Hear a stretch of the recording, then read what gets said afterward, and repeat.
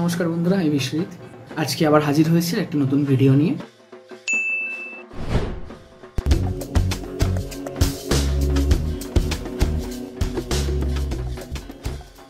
Obviously দুর্গাপুজোর সামনে আর just হাতে গোনা কয়েকটা দিন বাকি।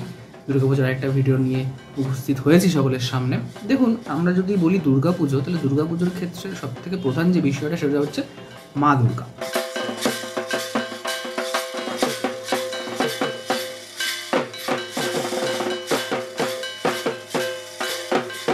এখন মা দুর্গার নাম উচ্চারণ হলে তার সঙ্গে তার বাহনের নাম কিন্তু অটোমেটিক্যালি চলে আসে। তো এই বাহন নিয়েই আজকে হচ্ছে আমাদের মূল বিষয়।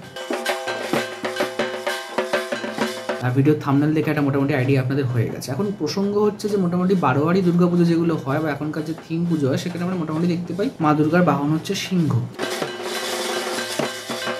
কিন্তু বেশ কিছু বনেদি বাড়ি, জমিদার বাড়ি, পুরনো যে সমস্ত বাড়িগুলোতে আপনাদের এখনও দুর্গাপুজো হয়ে আসছে, সেক্ষেত্রে আমরা একটা ভ্যারিয়েশন দেখতে পাই। আমরা দেখতে পাই যে কোনো বাড়ির দুর্গাপুজোয় মা দুর্গার বাহন হচ্ছে সিংহ, আবার কোনো বাড়ির দুর্গাপুজোয় মা দুর্গার বাহন হচ্ছে ঘোড়া। আর অনেক ক্ষেত্রে দেখা যায় সিংহের মতো মুখটা কিন্তু বডিটা অন্যরকম, আবার দেখা যায় ঘোড়ার মুখ কিন্তু বডিটা সিংহের নেয়। তো এই যে ভ্যারিয়েশনটা কেন? এটা কি মানে যেমন খুশি একটা বানিয়ে দিলাম এরকম কোনো ব্যাপার আছে, নাকি এর পেছনে কোনো ঐতিহাসিক কারণ বা শাস্ত্রীয় ব্যাখ্যা আছে? আজকে এই বিষয়টা নিয়ে একটু আলোচনা করবো। আমার মনে হয় এটা নিয়ে সকলের জানা দরকার। অনেকেই হয়তো জানতে চান কিন্তু জানতে পারেন না, কারণ এই ধরনের টপিক নিয়ে ভিডিও খুব একটা হয় না। কোন ক্লাবে কী থিম হচ্ছে সেই নিয়ে তো হাজার একটা ভিডিও রয়েছে, কিন্তু এই যে ট্র্যাডিশনাল যে ইনপুটসগুলো, এই যে বাঙালি দুর্গাপুজোকে ঘিরে যে সমস্ত এলিমেন্টসগুলো না জানলেই নয়, সেগুলো নিয়ে ভিডিও খুব একটা হয় না। তো আমি ঠিকই করেছিলাম যে এবছর এই টপিকগুলোকে নিয়ে ভিডিও করবো এবং সকলের সামনে তুলে ধরবো। কারণ কোন ক্লাবে কী থিম হচ্ছে সেটা পরের বছর চেঞ্জ হবে, কিন্তু এই জিনিসগুলো বংশ পরম্পরায় চলে আসছে, বহু দিন ধরে চলে আসছে। যবে থেকে দুর্গাপুজো শুরু হয়েছে এবং যতদিন পর্যন্ত দুর্গাপুজো হবে ততদিন পর্যন্ত কিন্তু এগুলো বজায় থাকবে। সুতরাং চলুন শুরু করা যাক আজকের ভিডিও। দেখুন, দুর্গাপুজোয় মা দুর্গার প্রতিমার কথা ভাবলেই আমরা সাধারণত সিংহবাহিনী দেবী দুর্গাকেই স্মরণ করি। কিন্তু কিছু কিছু প্রাচীন বাড়ির দুর্গাপুজোয় দুর্গার বাহন হিসাবে সিংহের বদলে ঘোড়াকে দেখা যায়, অথবা এমন এক প্রাণী যার শরীর সিংহের মতো কিন্তু মুখ ঘোড়ার মতো। কিন্তু এই ধরনের প্রতিমা প্রচলিত বিশ্বাসের বাইরে হলেও এর পেছনে রয়েছে কিছু ঐতিহাসিক কারণ এবং অবশ্যই শাস্ত্রসম্মত ব্যাখ্যা। কেন সিংহের বদলে ঘোড়া?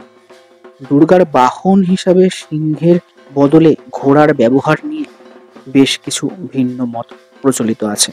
আজকের ভিডিওতে আমরা আলোচনা করব সিংহের বদলে ঘোড়ার মুখ থাকার কারণ এবং যে প্রচলিত বিশ্বাস বা স্বাস্থ্যসম্মত ব্যাখ্যা রয়েছে সেটাকেই তুলে ধরব।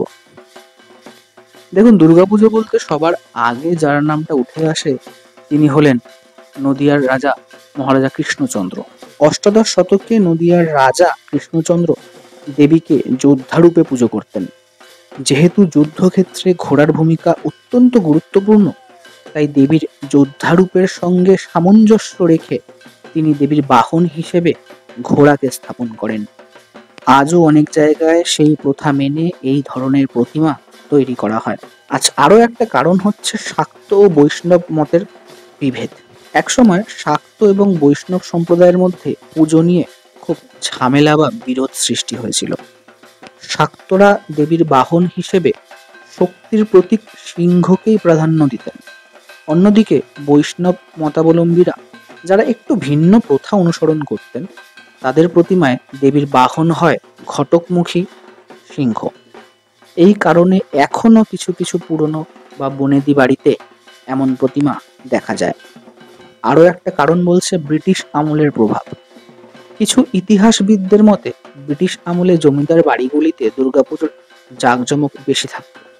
যেহেতু ব্রিটিশ সাম্রাজ্যের প্রতীক ছিল ঘোড়া, তাই কোম্পানিকে খুশি করতে জমিদাররা তাদের প্রতিমায় সিংহকে ঘোড়ার মতো রূপ দিতেন।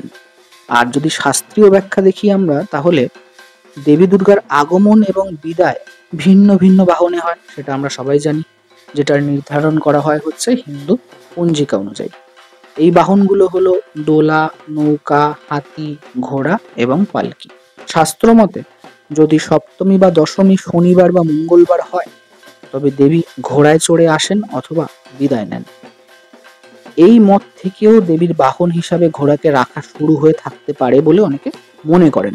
শাস্ত্রীয় মতে দেবীর বাহন হিসাবে ঘোড়া অশুভ ফল বয়ে আনে, যা সমাজে অস্থিরতা এবং যুদ্ধ নির্দেশ করে। সুতরাং দুর্গাপুজোর প্রতিমায় সিংহের বদলে ঘোড়ার উপস্থিতি নিছক একটা ব্যতিক্রমী ঘটনা নয়, বরং এর পেছনে রয়েছে দীর্ঘদিনের ধর্মীয় বিশ্বাস, ঐতিহাসিক ঘটনা এবং অবশ্যই আমাদের শাস্ত্রীয় ব্যাখ্যা।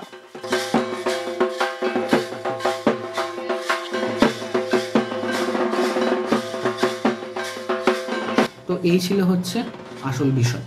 ইনফরমেশনটা আমি কালেক্ট করেছি, করার পর আমি একটু ভেরিফাই করেছি এবং করার পর মনে হলো যে না, শুধু নিজের কাছে কেন রাখবো ইনফরমেশনগুলো ছড়িয়ে দিই।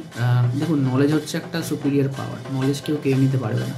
আমি যত দান করব তত বাড়বে আমার, আপনারা গ্রহণ করতে পারলে আপনারাও সমৃদ্ধ হবেন। তো একই রকমভাবে আমি এই ভিডিওটা রিপ্রেজেন্ট করলাম সকলে জানার উদ্দেশ্যে। কেমন লাগলো অবশ্যই কমেন্ট বক্সে লিখে জানিও। মা দুর্গা প্রায় চলেই এসেছে বলতে গেলে, হাতে কোনো একটা দিন বাকি। পুজোর শপিং কার কার হলে কার বাকি রয়েছে সেটাও জানিও। লাইক, কমেন্ট, শেয়ার তিনটেই করতে বলি, কাইন্ডলি করে দিও। আর দুর্গা পুজো রিলেটেড কোনো ভিডিওর টপিক যদি তোমার জানা থাকে তো আমাকে বলো, এটা নিয়ে ভিডিও করলে সকলে খুব সমৃদ্ধ হবে বা ভালো লাগবে। তো আমি ট্রাই করবো সেটা নিয়ে ভিডিও করার। আর যারা প্রথমবার তারা ডেফিনেটলি চ্যানেলটা সাবস্ক্রাইব করে পাশে বেল আইকনটাকে প্রেস করে রাখবে। এই ভিডিওটা দেখার জন্য অসংখ্য ধন্যবাদ। পরে ভিডিওতে আবার দেখা হবে।